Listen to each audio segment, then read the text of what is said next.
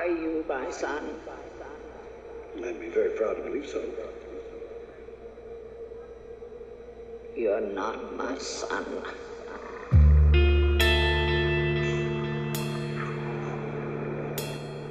Welcome to They Said, We Said. And what's up, Deadheads? Welcome to Dead Guys Talking? Well, not really. I was like, oh. This is just the weekly spoiler review of The Walking Dead. And bury me here. And I have a very special guest. This is like the old days on a review, Mr. Dead Guy Ty. Thank you for having me, sir. Woo! So it's like a mini little, Dead Guys Talking show, but we're just gonna, kind of run through our thoughts on this latest episode. So take it away, sir. From the beginning, last time what happened during the intro. So I'm gonna relinquish that duty and give it to you. Did that mention? No. First off, you notice a little setup here. This cool little contraption. This is an awesome beer that my buddy here brought over. And if you want to know our thoughts about it, Check out the Brewpedia. The full review will be posted up shortly, and check it out. We just recorded a review, and check out what we thought about it. It's Saturday Morning Cartoons by Brew Rebellion, so check it out on the Brewpedia. awesome. Yeah, and thanks for having me on that, sir. Absolutely. I love spreading the disease, so to speak, to all of the YouTubes. But let's jump back into the episode. So we start out with the kind of most confusing to me, and it might have just been because I watched it at like 6 in the morning. But it was very confusing intro and very short intro. You have the empty crate except for one cantaloupe, and then we close the doors.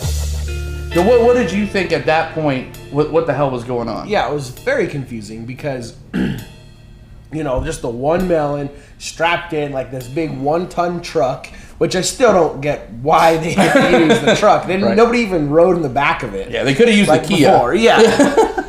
And everyone just had this kind of somber, tone, feeling, as Ezekiel, steps back and, has him close the door. So it was definitely very confusing and kind of bizarre. Absolutely. And of course you don't kind of figure that out until, more than halfway through the show. But you just kind of get a lot of early kind of Morgan and Richard and Benjamin moments in the Kingdom. This was very much a Kingdom episode. Oh, absolutely. Very much a Kingdom episode. Pretty much a Morgan episode for the most part. Mm-hmm. Yeah, and we have kind of Benjamin was going to go kind of clean up. I guess they do like a daily cleanup of the surrounding area for Carol's house.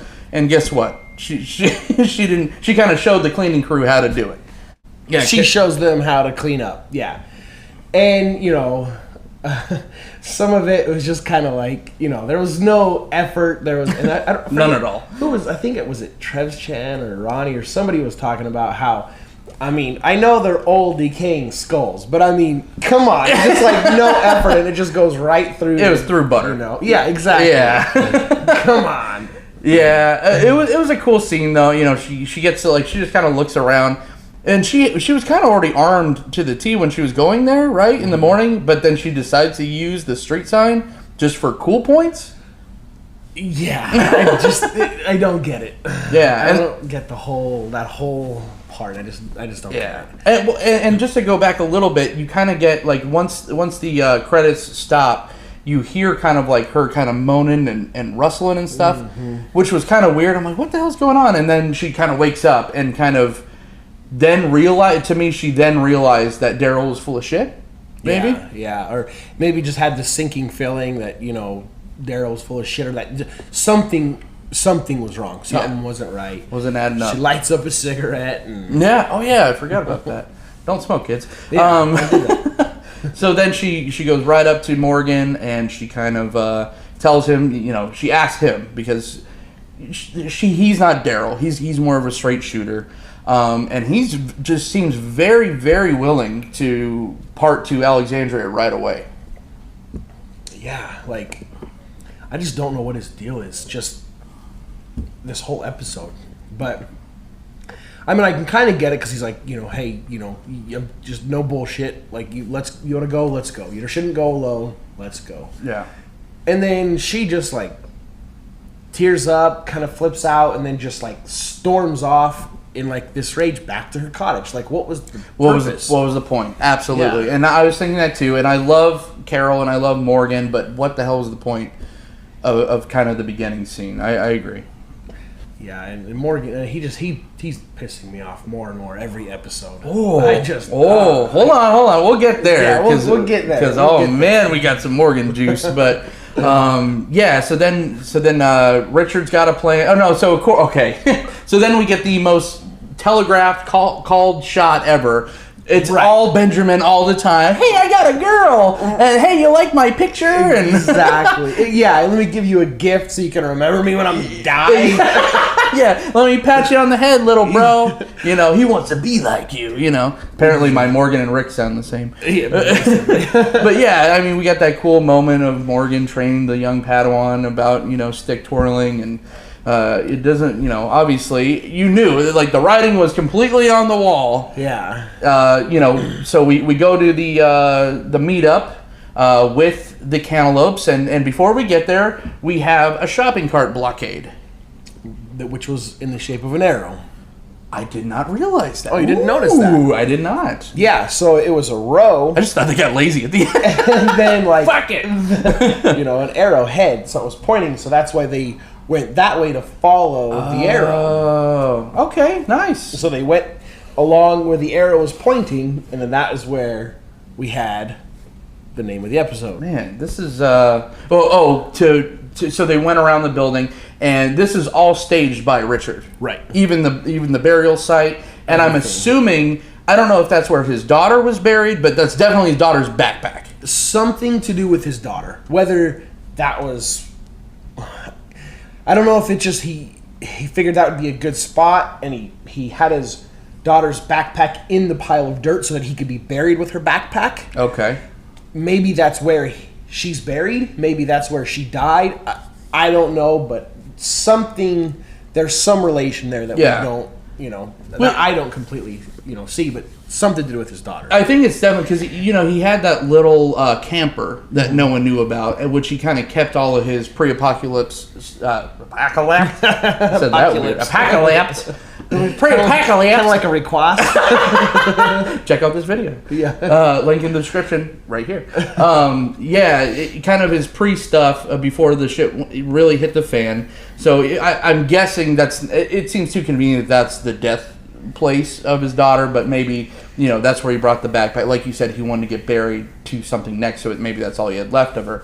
Right. Richard's character, when he was introduced early on, I really enjoyed him. He was like the badass lieutenant, almost like a yin and yang version of the governor, and which he actually turned out more like the governor at the end, where he had these like kind of machinations, although he was doing them for the good, the greater good. He had these governor-like machinations, which was pretty cool. And at first, I really enjoyed him, and then he just kind of his character fell apart for me towards the end. See, I liked him all the way up until really? The end. Okay. Yeah. He was passionate about standing up and doing what's right and standing up to the saviors. And even if that meant him sacrificing himself for the kingdom, and he said before, he's like, I will die for the kingdom.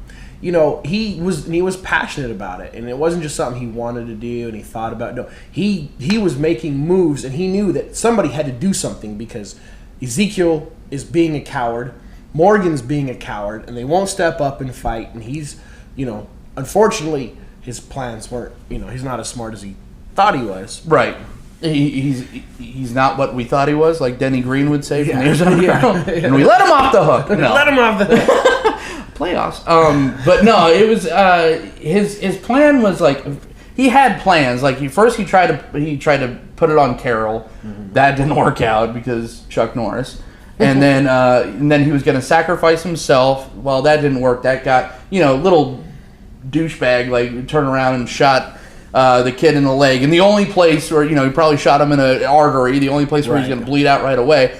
But like we talked about, what was his name? What's the name of the main guy when they're doing the pickup? Gavin. There you go. So when Gavin was there, the first time we meet Gavin, like Alex said from The Walking Dead, he's kind of a weekend worker. He's like not really interested in being there. This one, we saw a lot more kind of take charge attitude, a lot more pride in the Saviors from Gavin. Yeah, definitely. A lot more, more of a alpha type role within his little group. Yeah, his sub-Savior group. Yeah, and that scene was rough. I love that scene, though. It was very tension-filled. You had them, the pointing the triggers at each other. It was very Reservoir Dogs-esque. Right. Which I was like, man, this is like Reservoir. I thought everyone was going to get shot at that point. Yeah, I thought something was going to go down. I was kind of disappointed. I thought it was anticlimactic, but... Yeah. Yeah, and then, we put... Sorry. Andrew's ugly cry. And, we put Carol as a little kind of clinic tent, her house, and, urgent care. Yeah, a little urgent care, and guess what? It didn't work. Just like urgent care. Nice. Wow. Nice dig. I had to go there. So keeping your personal feelings out of this. So, and then, you just kind of see the immediate shift of Morgan. And that scene, to me, it was incredible. Yeah, it was. So he went back to the scene in the street. Oh, he was clearing, man. He was clearing. He was Mr. Clean. Yeah, he about lost it. He started to lose it until he kicked that bin. Mm-hmm. And then there was the melon. And I mean, like you said, it was so obvious that it was staged by Richard the whole time. Yeah, and it was great though. Like he even was just like, I'm out. Like I can't be, because it was very kind of almost like Benjamin's was very kind of telegraphed his death. Richard's was a little bit to the point when he made the comment to Morgan, you have to kill. There's gonna come a time where you're gonna have to do these bad things.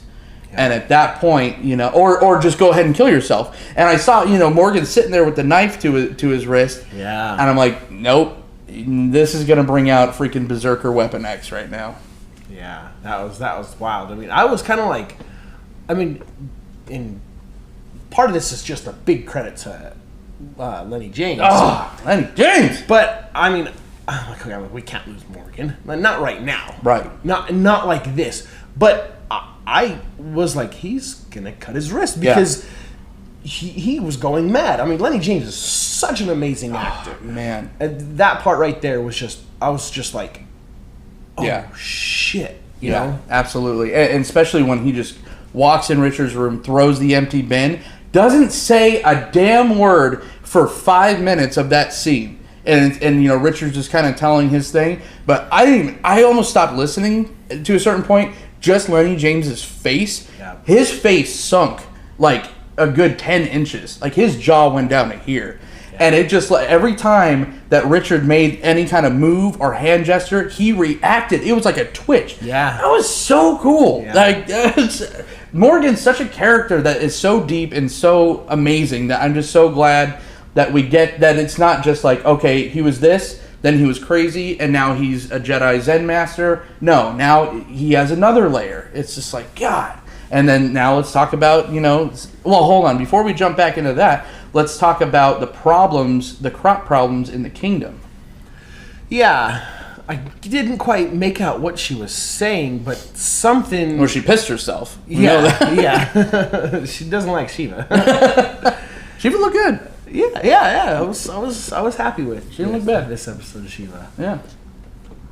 But yeah, then something was wrong, and they had to burn all the crops. Weevils. Yeah. I'm not up to date on a weevil. Not a farmer, contrary to popular belief. But yeah, so I was hopping on the Rad Entertainment live reaction, and I was kind of commenting and interacting with them. Do that. It's a blast. But yeah, you get to talk to them live while they're doing a review like this, and they're actually answering and stuff. Tons of fun. But someone brought up the question: is Ezekiel's private garden, is that just for the saviors? Because he's just like, I think Dan Murphy, he's the one that said that. Is this the crop oh, this is the king's private garden. You know, I'm sorry, you guys got your own garden over there. Is this just the agriculture for the Savior's tributes? Yeah, I didn't think about that, but yeah, no, I think that's a good point. I think that's probably pretty accurate because he tries to keep everyone else out of that, you know. Yep. Not, you know, there's only a handful of people that are privy to that, you know, that deal. So yeah, I thought that was a great pickup. So way to go, Dan. And if you bring any of that kind of style tomorrow night when we do the trivia, I'm pissing my pants like like King Ezekiel's friend. But then, yeah, so we go do the second dropout. We were one cantaloupe short. All this for a damn cantaloupe. A kid had to lose his life for a cantaloupe. But all this, and that's where we kind of bring it back around with the beginning of the episode. We see why it was just one cantaloupe in the crate. We give it to Gavin, and Gavin, right away, Gavin's a smart guy. He's not as arrogant. Not as arrogant as Negan, of course, but not as arrogant as Simon either, where he could be like, shit, like, the kid died, didn't he? Yeah, like, that sucks. And told douchebag Jared or whatever his name was, like, take a walk. Take a damn walk and don't even sneeze, because I'll put a bullet through your ass. So then, we're dropping off the melon, and Morgan's bow staff is there, him and Benjamin's, and then just out of nowhere, just wow. Yeah. And I think it was a cowardice move of Morgan to do it the way he did it. Really? Yeah. I felt like he did it partially out of anger and vengeance for Benjamin, but I think he did it because then he got up to the Saviors. I had to, show you, and said what Richard's speech to him. Yes. I had to show you that we get it. Like, I don't know, that was just cowardly, man. Like, I understand Richard, what he did was wrong, but he was trying to light a fire under Morgan, for being a coward. And it lasted it was a couple minutes. Yeah, it was. I don't know why no one said nothing. Stop it. Everyone just sat there and watched. I'm just screaming like, dude, stop it. Yeah. And Ezekiel kept panning to him. He's like, yeah, he wouldn't say anything. Like in shock. Yeah. I'm going to disagree with you completely. Okay. And this is great because this is awesome. Okay. He gave him an out. That's why he went up to him in the morning. He said, "Did you tell them?" And he said, "Oh, no. I'll tell him after." He's like, "Did you tell him?" "No." "Okay." So he went ahead with Richard's plans. He picked up Richard's plans because he figured that it was a good idea. However, he was not going to let his new Dwayne, his new version of his son, go out like that. So he completely wiped him out because he was not going to let Richard live after that. It was just too much. And he wanted to make this giant spectacle for the Saviors, so they are on board still. So they're not thinking, oh shit, stuff's going down. So they're not taking more guns. Because who's to say that they're not going to come back tomorrow like they did to Alexandria, go to every single house in the kingdom and take their gun cache because they're too much of hotheads. Good point. Message received, message clear. I just put this guy's brain through the asphalt for a show. See, I felt he did it to stop a war. Richard did it to start a war, and then Morgan did what he did to stop the war. But you're right. Maybe it's to keep the Savior's guard down. Yeah, no, and I completely disagree. I think he did that to spark the war. He did exactly what Richard wanted to do because he saw value in the plan. But like I said, he just committed the ultimate sin and had to get rid of Richard. He started his comeback tour with the death of the guy that killed his new son. Okay, I'll take your perspective, and that's valid. Oh, I don't know. He just been pissing me off. Yeah. And like I said, I liked Richard. Yeah, Richard messed up big time. Got a kid killed. But I mean, how long have we been saying, Benjamin's gonna die? Of course, he was a plot device. Everybody said it. I mean, we sat here with us and these two schmucks right up there. And, Love you guys. Love you guys too. Just kidding. I'm sorry for yelling. But and all four of us was just like instantly, we're like, no, he's not gonna last. Yeah, you he's know? a plot device. So I mean, I guess just because the show set him up to die doesn't mean the character deserved to die. Right. I felt kind of nothing because of it, though. Right. I was just like, yeah, I know. Well, been waiting for that to happen. Yeah. I was more emotionally, like, not sad, but like affected of how Richard died and Richard dying, just because I thought he was going to be such a key fighter role in the upcoming war. Absolutely. I thought he was going to become a main character. Yeah. And he was going to be our like main contact at the kingdom, so to say. Yeah. And I thought he was going to lead them, and I thought he was going to be a good leader, and he was going to, be like what Jesus is at the hilltop. That's kind of like, And so I just expected more out of him. I really wanted him to be, integral, character in the show, but absolutely, yeah. It was great scene. We had the nice draw out, pan out shot of just kind of Morgan taking care of business and kind of putting them out. And then so Morgan goes and just spills the beans to Carol. He lights that fire, and again, we're all going to be so much better for it because now you got feral ass Morgan, you got Wolverine, and you got freaking Carol, who's a buzzsaw on her own. That's as good as 20 men right there. Right. I mean, these are your two kind of best people when you're going to war. And they don't even need guns. Right? Like, this dude's got a bow. He's Donatello, and he's going to kill at least 20 saviors. But yeah, that was a great scene, emotional scene. It's what Carol needed. I was a little confused that she went back to the kingdom. Well, I wasn't confused about that because I know she just wanted to tell the kingdom, hey, it's time to mobilize, and it worked. It totally worked, and thank God we got the story moving along. But why did Morgan stay at the cabin? At the cabin just to sharpen his pencil.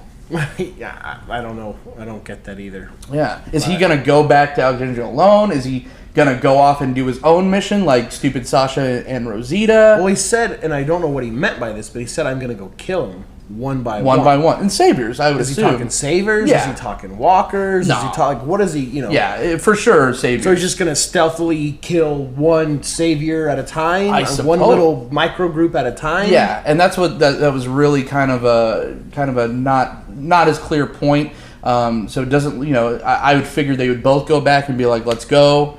Right. But Carol's got some gardening to do first. This is true. Not today. Not tomorrow, but but yeah. So yeah, that's pretty much it for Bury Me Here, sir. What would you give this one? Overall closing thoughts, real quick, and of the entire thing, and then let's hear a rating. Overall closing thoughts. Good episode. I enjoyed it. I'm just waiting for things to get crazy and the action to start. There was a lot of suspenseful moments in the episode.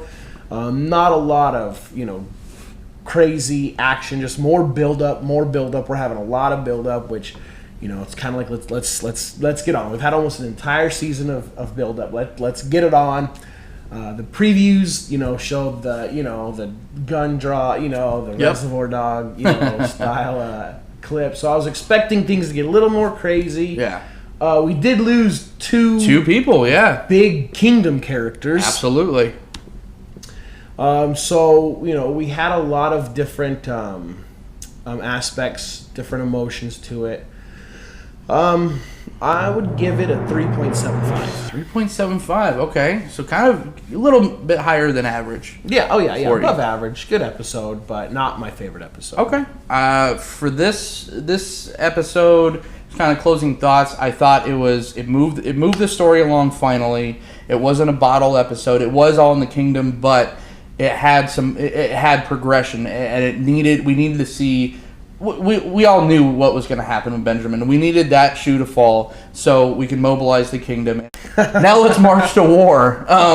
So I think with that, with the amazing Morgan kind of flashback and all this, and his performance, and a little bit of Carol's performance, and the guy that plays Richard's performance, 4.65. Wow, this is high. One of my favorite episodes of this season. Probably top, maybe 10? I don't know. Maybe not. Overall, I thought this episode was everything that needed to happen 2 episodes ago.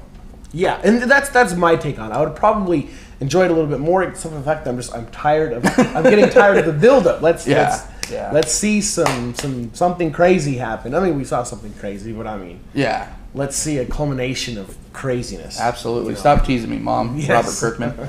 So anyways, guys, that is our weekly spoiler review of The Walking Dead. That one was for Bury Me Here. I will see you next week for our spoiler review as well. And if you guys some information, no regular Dead guys talking next week, but instead you will be seeing these 2 guys against Rad Entertainment, Mrs. Rebecca Erb, and Daniel Murphy. Rad Entertainment, that's going down. So, what do you think? Well, from the sounds of it, we have our work cut out for us, but I expect the Dead guys to prevail. Of course. So, we need to come back. Rebecca. What's her name? Wow, this is perfect timing. Rebecca and Dan, we will see you soon. So, Dead Guy Ty, thanks for joining me on this special review. Thanks for having me. All right, and we'll see you next time. Stay tuned, guys. And, so, I don't know what to say.